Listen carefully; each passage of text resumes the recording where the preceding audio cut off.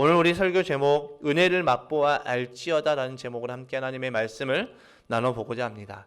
어떤 비신자 교수가 이제 강의 중에 기독교와 예수님에 대해서 매우 비판적으로 강의를 했습니다. 그곳에는 많은 사람들이 모여 있었고 그 기독교와 예수님에 대해서 매우 비판적으로 강의를 하는 것을 통해서 그 교수님은 굉장히 많은 인기를 얻었고 여기저기서 환호성이 나왔습니다. 의기양양한 그 교수님은 이제 마지막에 이렇게 말했습니다. 여러분 중에 누구든지 지금까지 제가 드린 말씀에 대해서 하고 싶은 말이 있다면 앞으로 나와서 말씀하여 주십시오. 그 말씀이 떨어지고 나서 잠시 후에 평범해 보이는 한 사람이 나왔습니다. 그는 나와서 아무 말 없이 주머니에서 귤을 꺼내서 까먹기 시작했습니다. 그 사람을 잠잠히 보고 있던 교수가 그 사람에게 묻습니다. 하고 싶은 말이 무엇입니까? 라고 묻자 그 남자가 이렇게 대답했습니다. 교수님, 지금 제가 먹은 이 귤의 맛이 단맛입니까? 아니면 신맛입니까? 교수가 어이없다는 듯이 그 사람을 쳐다보면서 귤은 당신이 먹었는데 내가 그 맛에 대해서 어떻게 안단 말입니까? 먹은 당신이 알지라고 이야기를 했습니다. 그러자 그 사람이 이렇게 대꾸했습니다. 그럼 당신은 왜 맛보지도 않은 예수님에 대해서 이러쿵저러쿵 말을 합니까? 맛보지도 않았으면서. 여러분, 이 짧은 예화가 우리에게 주는 교훈이 있습니다. 음식을 소개할 때 가장 잘 소개한 사람이 누구일까요? 아마 그 음식을 먹어본 사람이 가장 잘 소개할 것입니다. 이 음식이 맛이 있는지, 맛이 없는지, 달콤한지, 짠지 먹어봐야 말을 할 수가 있습니다. 여러분, 그 음식에 대해서 아는 것과 먹어본 것은 천지 차이입니다. 오늘 본문의 말씀은 사울 왕에게 쫓기던 다윗이 이제 블레셋 왕 아비멜렉에게 앞에서 미친 척을 하면서 쫓겨나면서 지었던 시입니다. 여러분, 왜 다윗이 아비멜렉 앞에서 미친 척을 해야 됐을까요? 사울이 다윗을 죽이려고 혈안이 되어 있어서 다윗이 사울을 피해서 도망을 갑니다. 그리고 블레셋에 숨어서 이제 지냈는데 블레셋 지역의 사람들이 다윗을 알아봅니다. 저 사람은 골리앗을 죽였던 사람이라고 말합니다. 그러자 이 블레셋에는 난리가 났습니다. 그렇게 용맹했던, 그렇게 우리의 원수가 되었던 다윗이 이곳 블레셋에 있다는 그 말을 듣고 이제 그 사람을, 이 다윗을 잡으러 왔습니다. 다윗이 블레셋에서도 위기를 맞이한 것입니다. 다윗이 그때 할 수 있는 유일한 방법이 무엇이었을까요? 다윗이 블레셋에서 살아남기 위해서 블레셋의 아비멜렉 왕 앞에서 미친 척을 한 것이었습니다. 자신이 과거에 골리앗을 죽였던 그 훌륭한 용사가 아니라 단순히 미친 사람이라는 것을 블레셋 사람들에게 보여줌으로 인해서 그는 쫓겨났고 그로 인해서 그는 블레셋에서 죽지 않고 살아남을 수가 있었습니다. 이때 그의 심정이 어떠했을까요? 이때 다윗의 심정이 어떠했을까요? 여러분, 다윗은 하나님께로부터 그가 구하지 않았습니다. 하나님, 나를 위대하게 사용하여 주시옵소서. 하나님, 나를 기름 부어 주시옵소서. 이렇게 구하지 않았습니다. 어느 날 갑자기 사무엘 선지자가 찾아와서 그에게 기름을 부었습니다. 하나님의 기름 부으심을 받은 이후 그의 인생은 계속해서 최악의 상황의 연속이었습니다. 누구라도 그런 상황이라면 하나님을 원망하지 않을까요? 누구라도 그런 상황이라면 하나님이 이러려고 나에게 기름을 부으셨냐라고 하나님을 향해서 삿대질을 하지 않았을까요? 그런데 오늘 다윗이 쫓겨나면서 지었던 이 시를 보면 다윗은 하나님을 원망하는 것이 아니라 하나님을 찬양하고 있는 것을 볼 수가 있습니다. 다윗은 하나님을 경외하고 있습니다. 어떻게 그럴 수 있을까요? 다윗은 하나님의 맛을 봤기 때문입니다. 여러분, 신앙생활은 맛을 보는 것이 굉장히 중요합니다. 예전에 이런 CF가 있었습니다. 재미있는 CF의 문구였습니다. 맛을 봐야 맛을 알지 샘표 간장. 이 CF의 문구를 아시는 분은 아마 저처럼 이제 연식이 좀 지나가고 있는 그 분들일 것입니다. 우리 젊은 아이들은 이게 뭐야라고 생각할 수 있을 것입니다. 그러나 저보다 더 어른 세대, 그리고 저와 비슷한 세대는 이 CF를 알 것입니다. 이 CF 문구 자체가 복음의 메시지인 것 같습니다. 은혜의 맛을 봐야지 우리는 예수님을 알 수가 있습니다. 그렇다면 은혜를 맛본 자의 특징이 무엇일까요? 첫 번째로 은혜를 맛본 자는 대지를 좀 띄워주시기 바랍니다. 첫 번째, 은혜를 맛본 자는 어떤 상황에서도 하나님을 찬양합니다. 본문 1절의 말씀 함께 읽겠습니다. 시작. 내가 주님을 늘 찬양할 것이니 주님을 찬양하는 노랫소리 내 입에서 그치지 않을 것이다. 아멘. 은혜를 맛본 자의 특징은 어떤 상황에서도 하나님을 찬양한다는 것입니다. 여기서 말하는 찬양은 하나님을 노래하는 것으로 끝나는 것이 아니라 하나님을 예배하는 것을 다 말합니다. 즉 은혜를 맛본 자가 예배자로 세워짐을 말씀하고 있는 것이지요. 하나님을 온전하게 예배하는 자는 결국 하나님을 자랑한다라고 오늘 본문에서 계속해서 말씀하고 있습니다. 2절의 말씀 함께 읽겠습니다. 시작. 나 오직 주님만을 자랑할 것이니 비천한 사람들아 듣고서 기뻐하여라. 아멘. 하나님을 예배하는 자, 은혜를 맛본 자가 하나님을 예배하는 자가 되고 그 하나님을 예배하는 참된 예배자가 주님만을 자랑하는 복음의 증인된 삶을 살아가는 것이라고 말씀하고 있습니다. 여러분 다윗의 입장을 한번 생각해 봅시다. 하나님의 기름 부음을 받았습니다. 전쟁에서 공도 세웠습니다. 왕의 사위가 되었습니다. 이 정도면 성공한 인생처럼 보입니다. 그런 그가 갑작스럽게 사울왕의 표적이 됩니다. 그리고 쫓겨다니기 시작했습니다. 블레셋 왕 앞에서는 미친 척을 하면서까지 목숨을 부지했습니다. 그런 연기를 하면서 그에게 어떤 감정이 올라왔을까요? 나 지금 뭐 하는 거지? 내가 이러려고 기름 부음 받았나? 기름 부음 받았으면 내 인생 좀 화려하게 돼야 되지 않는가? 왜 이렇게 내 인생 폭망인데? 도대체 하나님 뭐 하시는 거야? 이런 감정들이 올라오지 않았겠습니까? 그런데 다윗은 하나님을 향해서 나는 하나님을 찬양한다라고 고백하고 있습니다. 어떤 상황에서도 어떤 환경에서도 하나님을 온전히 찬양하며 하나님을 온전히 예배하겠노라고 그는 고백하고 있습니다. 그리고 더 나아가서 나는 하나님을 자랑한다라고 말씀하고 있습니다. 도대체 하나님이 다윗에게 해준 것이 무엇이 있습니까? 잠깐 찬란한 그 삶을 살아가게 하다가 한순간에 폭망된 인생입니다. 자기의 목숨을 살리기 위해서 미친 척까지 해야 됐습니다. 자신의 그 장인 어른이었던 그 사울은 자기를 죽이려고 혈안이 되어 있습니다. 도대체 하나님께서 다윗에게 기름 부음을 하고 나서 다윗의 인생 가운데 뭘 해준 것이 있습니까? 해준 것이 아무것도 없습니다.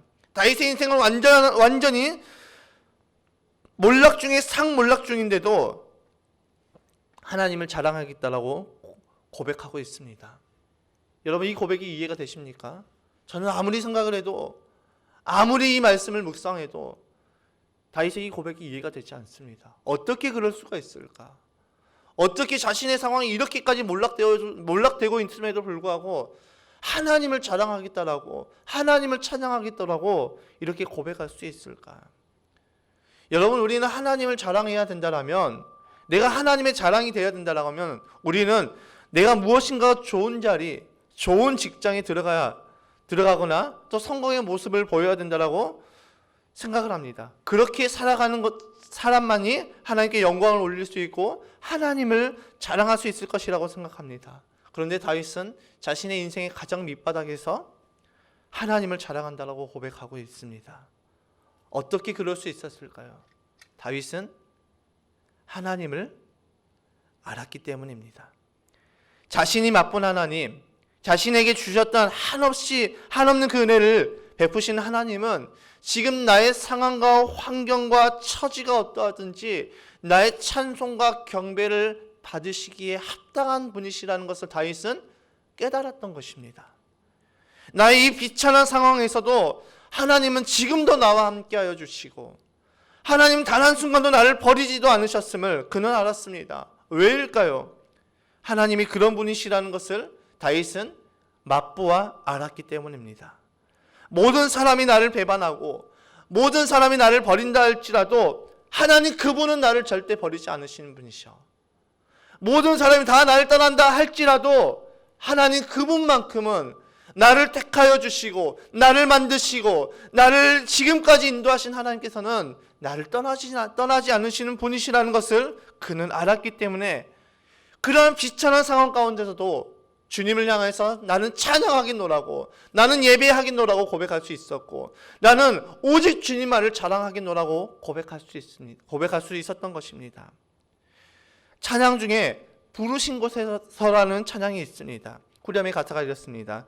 부르신 곳에서 나는 예배하네 어떤 상황에도 나는 예배하네 부르신 곳에서 나는 예배하네. 어떤 상황에도 나는 예배하네. 여러분, 이 찬양의 고백이 지금 이 시간 예배하는 우리의 고백이 되기를 간절하게 소망합니다.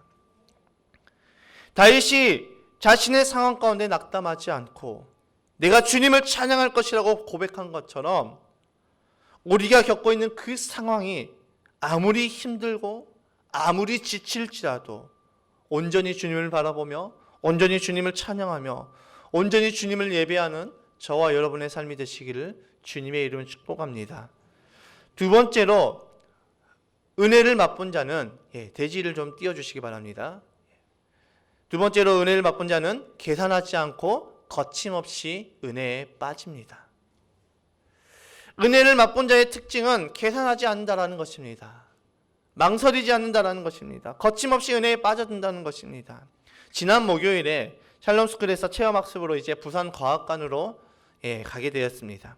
거리가 좀 먼 관계로 갔다 오게 되면은 라일이를 이제 유치원에서 받는 시간하고 좀 맞지 않아서 이제 라일을 데리고 함께 부산으로 갔습니다. 부산 국립과학관에서 이것저것 이제 체험을 마친 후에 이제 시간이 조금 남아서 옆에 있던 이 송정해수욕장을 가서 바닷가를 좀 보여줘야 되겠다라고 생각이 돼서 아이들을 데리고 바닷가로 갔습니다.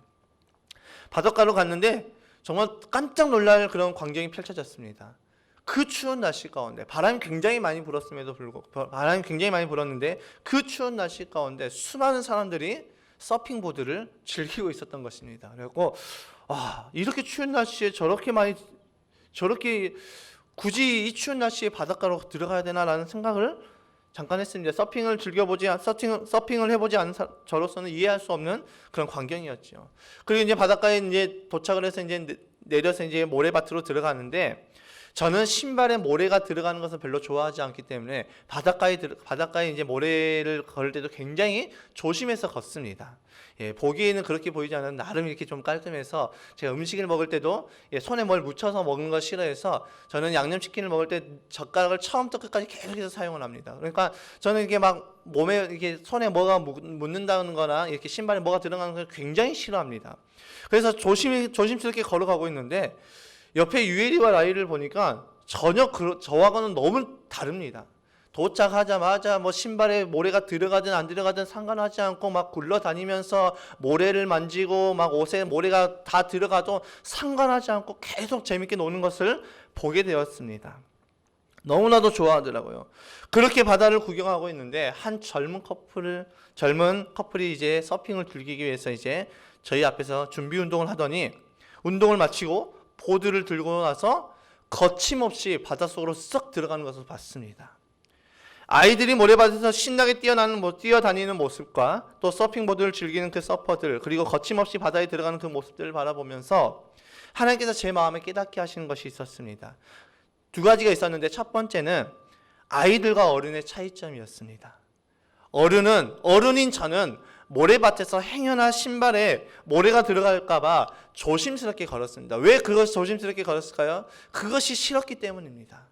이 신발에 모래가 들어가면 신발을 벗어서 또 털어야 되고 수많은 수고를 해야 되기 때문에 그게 하기가 귀찮아서 조심스럽게 걸었습니다. 그런데 아이들은 그런 것을 전혀 계산하지 않습니다. 내가 좋기 때문에 거기서 뛰어노는 것입니다. 신나게 뛰어노는 것입니다. 이것이 이렇게 생각이 되면서 저의 믿음 안에도 적용이 되었습니다. 예수님께서 천국에서 누가 크냐고 묻는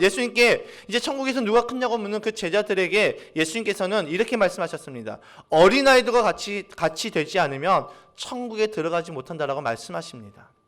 이 말씀이 생각이 났습니다. 어린아이와 같은 믿음이 무엇일까라는 그 질문에 하나님께서 저희의 아들들을 보게 하신 것입니다. 어른이었던 저는 모래가 들어갈까봐 조심하지만 아이들은 그런 것을 걱정하지 않습니다. 왜요? 모래가 들어가고 지저분해지면 분명히 엄마 아빠가 씻겨주고 분명히 신발을 털어주고 다시 신겨줄 것을 알기 때문입니다. 어린아이와 같은 믿음이 바로 이런 믿음인 것 같습니다. 주님 앞에서 이것저것 재가면서 계산을 하면서 손익을 따져가면서 순종할까 순종하지 않을까를 결정하는 것이 아니라 아이들처럼 바로 믿음으로 반응할 수 있는 그 삶, 그 모습이 어린아이와 같은 믿음이라는 것을 깨닫게 하셨습니다. 그리고 그 말씀을 이제 생각하면서 저에게 질문을 던졌습니다. 나는 지금 주님 앞에 무엇을 계산하고 있는가? 오늘 이 시간 예배하는 저와 여러분들은 주님 앞에서 지금 내가 무엇을 계산하고 있습니까? 무엇을 따지고 있습니까? 여전히 하나하나 따져가면서 계산을 하면서 손익을 따져가면서 주의 일을 하고 있지 않습니까? 목장에 참석하려면 내가 포기해야 될 것이 무엇인지 하나하나 따져가면서 내가 이거 포기하면 얻어지는 것은 무엇이고 잃는 것은 무엇이고 이걸 다 분석하고 따져가면서 목장에 갈지 안 갈지를 결정하고 있지 않습니까? 생명의 삶을 공부하는 것, 그 삶 공부를 신청하는 것도 내가 이 삶 공부를 신청하게 되면은 저녁에 나와야 되는 그 수고와 또 내 물질이 들어가야 되고 또 13주 동안 나의 시간을 다 들여야 되기 때문에 이것들 때문에 내가 주저하고 있지 않습니까? 우리가 복음의 증인으로 살아간다고 고백하고 있지만 사람을 만날 때마다 이것저것 따지고 사람을 구별하여서 만나고 있지 않습니까? 나에게 도움이 될 사람, 나에게 도움이 되지 않을 사람, 교회에 도움이 될 사람, 교회에 도움이 되지 않을 사람, 목장에 도움이 될 사람, 목장에 도움이 되지 않을 사람, 이렇게 우리가 이것저것 다 따지면서 계산하고 있지는 않습니까? 그런데 진짜 은혜를 맛본 사람은 그렇지가 않습니다. 어린아이처럼 뒤를 생각하지 않습니다. 어린아이처럼 이것저것 계산하지 않습니다. 그리고 나서 서핑보드를 즐기는 사람을 바라보면서 제가 이해하지 못한다고 말씀드렸는데 이 서핑보드를 즐기는 사람을 보면서도 하나님께서 저에게 또 말씀하여 주셨습니다. 젊은 커플이 준비운동을 하고 나서 그 차가운 바닷속을 보드를 들고 나가면서 저도 한여름에도 이게 시원한 그 바닷가, 시원한 계곡을 가면 추운 물이 차가운지 안 차가운지 이렇게 만져보고 이게 심장이 먼 데서부터 이렇게 물을 다 적셔가면서 이렇게 들어가는데 그분들은 그 추운 겨울 날씨 속에 보드를 들고 거침없이 바다에 들어가더라고요. 이것을 보고 저는 깨달았습니다. 내가 저들을 이해할 수 없는 것은 내가 저들의 모습을 보면서 의아해하는 것은 내가 서핑보드를 해보지 않아서 그 재미를 모르기 때문에 내가 이해를 하지 못하는 것이구나. 그런데 저들은 이 추운 날씨 가운데 서핑보드를 즐기는 그 사람들은 그 재미를 맛봤기 때문에 아무리 추운 날씨에도 망설이지 않고 거침없이 바다에 들어갈 수 있는 것이구나 라는 깨달음이 오는 것과 동시에 하나님께서 저에게 또 말씀하여 주셨습니다. 은혜를 맛본 사람은 은혜에 거침없이 뛰어든다라고 말씀하셨습니다. 여러분, 은혜를 맛본 사람은 상황과 환경이 어떠하든지 주님 앞에 나오는 것은 망설이지 않습니다. 아무리 주변에서 나가지 못하게 하고 아무리 주변에서 나를 핍박하고 아무리 내 상황이 도무지 나갈 수 없는 그 상황이라 할지라도 은혜를 맛본 사람은 어떻게 해서든 주님 앞으로 나아갑니다. 왜일까요? 은혜를 맛봤기 때문입니다. 제가 처음에 신앙생활을 할 때 저는 교회라는 곳에서 예수님의 사랑을 경험했습니다. 예수님의 사랑이 아니라 사랑이라는 것을 경험했습니다. 물론 저희 부모님께서 저를 많이 사랑해 주셨지만 저에게는 늘 채워지지 않는 사랑이 있었습니다.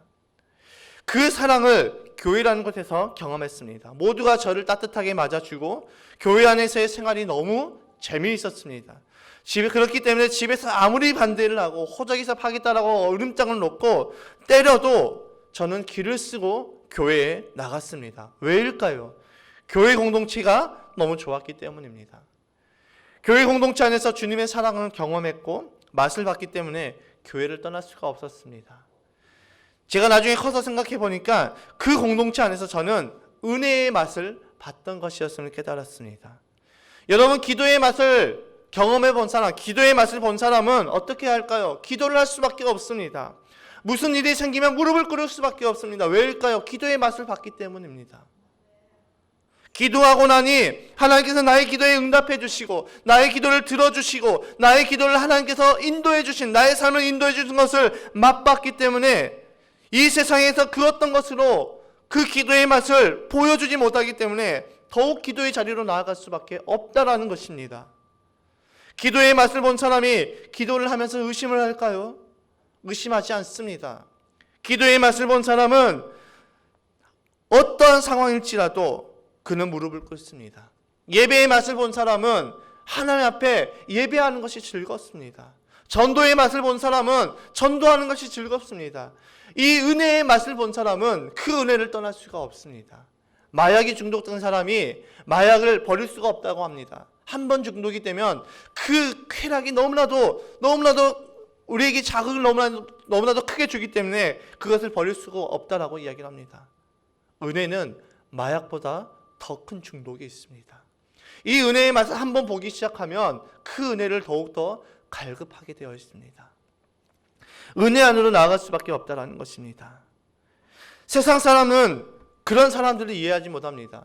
세상 사람들은 은혜의 맛, 기도의 맛, 전도의 맛, 헌신의 맛, 섬김의 맛을 보아서 그렇게 살아가는 자들을 이해할 수 없습니다. 마치 제가 그 추운 날씨 속에서 서핑보드를 타는 사람들을 이해하지 못하는 것과 똑같은 맥락입니다. 왜일까요? 맛을 보지 못했기 때문입니다. 그렇기 때문에 세상은 우리를 이해하지 못합니다. 그렇게 세상은 우리를 향해서 별종이라고 이야기를 합니다. 그러나 은혜의 맛을 본 자, 예수님의 맛을 본 자는 주님 앞에 나아갈 수밖에 없다라는 것입니다. 맛을 본 사람은 결코 상황 때문에, 환경 때문에 못한다고 말을 하지 않습니다. 세 번째로 은혜를 맛본 자는, 세 번째 대지를 띄워주시기 바랍니다. 세 번째로 은혜를 맛본 자는 그 은혜를 전합니다. 8절의 말씀 함께 읽겠습니다. 시작. 너희는 주님의 신실하심을 깨달아라. 주님을 피난처로 삼는 사람은 큰 복을 받는다. 이 말씀을 개역개정으로 보게 되면 너희는 여호와의 선하심을 맛보아 알지어다 라고 기록이 되어 있습니다. 여호와의 선하심을 맛을 봐야 하나님에 대해서 알 수가 있습니다. 우리의 지식으로 아무리 하나님이 어떤 분이시다라고 말을 해도, 하나님이 어떤 분이신지, 하나님이 이런 분이시다라는 것을 우리의 지식으로 알아도 그 하나님에 대한 맛을 보지 않으면 우리는 그분을 온전히 알 수가 없고 그분을 온전히 전할 수가 없습니다. 여러분, 안다는 것은 서로가 알 때 안다라고 표현할 수가 있습니다. 일방적으로 아는 것은 아는 것이 아니지요. 하나님을 아는 것과 경험하는 것은 너무나도 다릅니다. 요즘은 여행을 가면 그 여행지에서 내가 어디로 가서 뭘 먹어야 될지, 어디서 잠을 자야 할지 고민하지 않아도 됩니다. 걱정하지 않아도 됩니다. 왜일까요? SNS의 발달로 인해서 많은 사람들이 공유를 해놓습니다. 자신들이 그 지역을 여행하면서 맛있었던 집, 좋았던 숙소를 리뷰를 해놓습니다. 그 리뷰를 읽어보면 정말 디테일하게 잘 설명이 되어 있습니다. 그들은 어떻게 그렇게 잘 설명할 수 있었을까요? 직접 경험해봤기 때문입니다.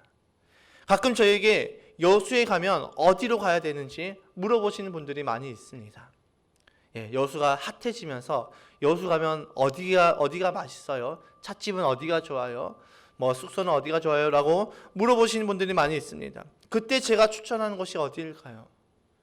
제가 가본 곳 중에서 괜찮았던 곳을 추천합니다. 제가 가보지도 않았고 먹어보지도 않았던 것을 저는 추천하지 않습니다. 왜일까요? 제대로 알지 못하기 때문입니다. 그런 곳이 있다더라라는 정도는 알고 있지만 정말 맛이 있는지, 정말 좋은지 제가 경험해보지 못했기 때문에 저는 그것을 추천해 줄 수가 없습니다. 전해줄 수가 없습니다. 제가 부교육자 때 목사님을 따라다니면서 맛있는 것을 먹게 되면 제가 제 아내에게 말을 해서 그것을 또 가보는 경우가 많이 있었습니다. 왜일까요? 너무 맛있었으니까 소개해주고 싶었던 것입니다. 은혜를 맛보면 그 은혜를 전할 수밖에 없습니다. 예전에 한 목사님께서 설교 중에 이런 말씀하셨습니다. 우리가 맛집만 발견해도, 숨어있는 맛집만 발견해도 그 맛집을 온 동네방네 다 소문내는데 왜 복음은 그렇게 하지 못할까요? 라는 질문을 던지셨습니다. 왜일까요? 왜 우리는 숨어있는 맛집은 그렇게 잘 전하는데 복음을 그렇게 잘 전하지 못할까요? 그 은혜를 맛보지 못했기 때문입니다.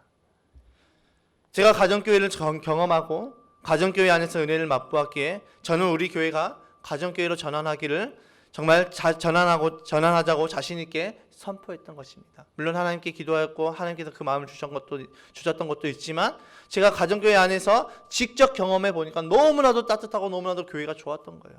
은혜가 넘쳤던 거예요. 그래서 전환합시다라고 제가 선포했던 것입니다.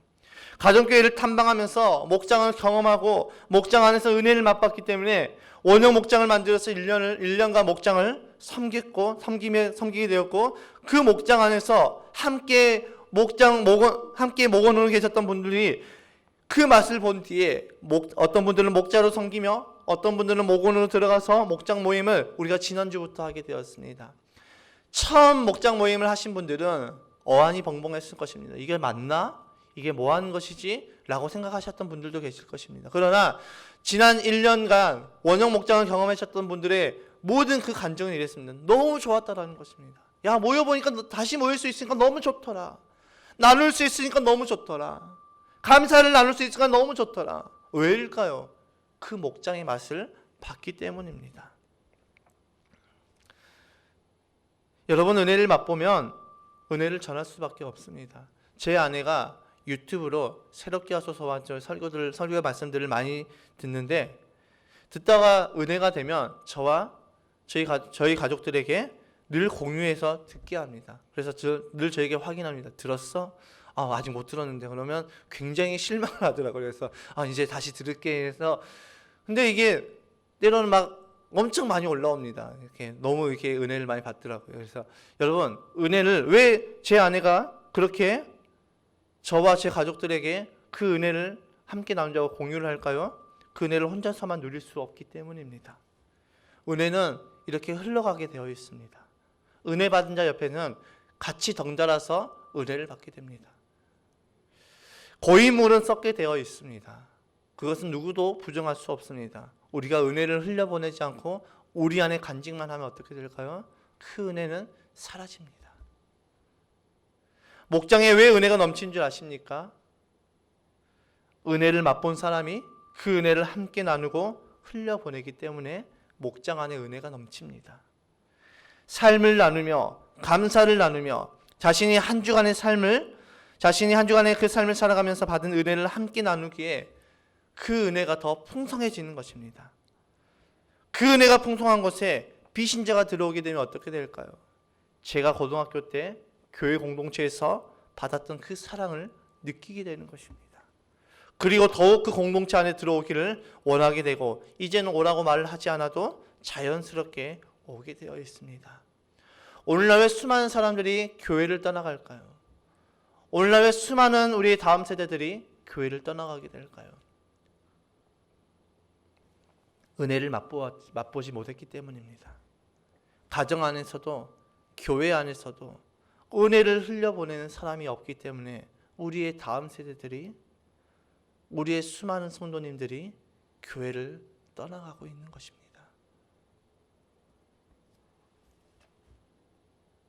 그 목장 참석한다고 뭐가 돼? 그 삶 공부 한다고 뭐가 변해? 헌신카드 작성한다고 내 삶이 변해? 이것은 하나님의 마음이 아닙니다. 맛을 봐야 맛을 아는 것입니다. 목장의 맛을 본 사람은 목장을 너무나도 그리워합니다. 기도의 맛을 아는 사람은 기도의 자리에 무릎을 꿇는 것이 너무나도 기쁩니다. 그래서 찬송가가 중에 이런 고백이 있지 않습니까? 내 기도하는 그 시간, 그때가 가장 즐겁다. 왜 즐거운 것입니까? 기도의 맛을 봤기 때문입니다. 많은 사람들이 이제 한국 교회의 부흥이 힘들다고 이야기를 합니다. 코로나로 인해서 더욱 그 영향을 많이 받았을 것이라고 이야기합니다. 표면적으로 보면 그 말이 맞습니다. 표면적으로 보면 한국 교회의 이미지는 최악이 되었습니다. 전도의 문이 닫힐 것이라고 이야기합니다. 그러나 여전히 은혜를 흘려보내는 교회, 은혜를 흘려보내는 목장, 은혜를 흘려보내는 공동체는 여전히 하나님의 은혜로 부흥이 되고 성장이 되어가고 있습니다. 코로나 가운데 여전히 성장되는 교회가 있고, 코로나 가운데 여전히 부흥되는 목장이 있고, 여전히 부흥되는 공동체가 있습니다. 똑같이 코로나로 인해서 한국교회가 힘들다고 이야기합니다. 그러나 은혜의 맛을 본 자, 은혜를 흘려보내는 공동체는 다릅니다. 은혜의 맛을 본 자는 다릅니다. 지금의 이 시선, 코로나가 우리에게 위기라고 말하는 그 상황 가운데 은혜의 맛을 본 자는 코로나는 우리의 기회라고 말을 하는 것입니다.